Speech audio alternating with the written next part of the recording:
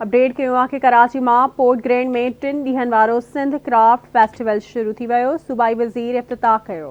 Update कंदासीं सकाफ़त खाते जे सूबाई वज़ीर सैयद ज़ुल्फ़िकार अली शाह फेस्टिवल जो इफ्तिताह करे छॾियो आहे। इफ्तिताही तक़रीब में सकाफ़त खाते जो DG मुनवर महेसर ऐं सकाफ़त खाते जो सेक्रेटरी भी शरीक। इफ्तिताही तक़रीब में सकाफ़त वारे सूबाई वज़ीर सां दुबई, कतर ऐं ईरान जा सफ़ीर भी शरीक थिया। अपडेट कंदासीं कराची खां पोर्ट ग्रैंड में 3 ॾींहं वारो सिंध क्राफ्ट फेस्टिवल शुरू। सूबाई वज़ीर इफ्तिताह करे छॾियो। सकाफ़त खाते जे सूबाई वज़ीर सैयद ज़ुल्फ़िकार अली शाह फेस्टिवल जो इफ्तिताह कयो। इफ्तिताही तक़रीब में सकाफ़त खाते जो DG मुनवर महेसर ऐं सकाफ़त खाते जो सेक्रेटरी भी शरीक थियो।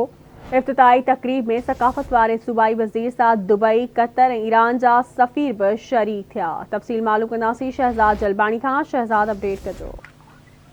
जी बिल्कुल, कराची में जारी सिंध सकाफ़त खाते पारां जो फेस्टिवल सिंध क्राफ्ट फेस्टिवल 3 ॾींहनि जो लगायो वियो आहे उहो जारी है।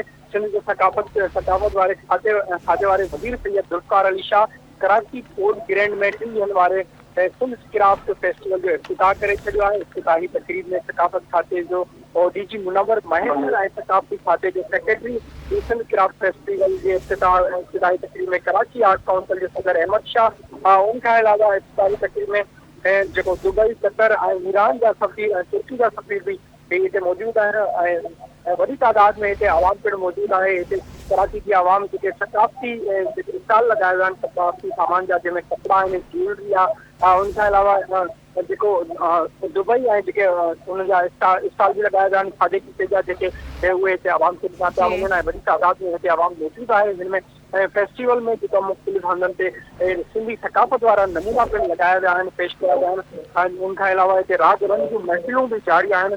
ही फेस्टिवल 3 ॾींहनि ताईं जारी रहंदो। ठीक है, मेहरबानी अवां जी अपडेट करण लाइ।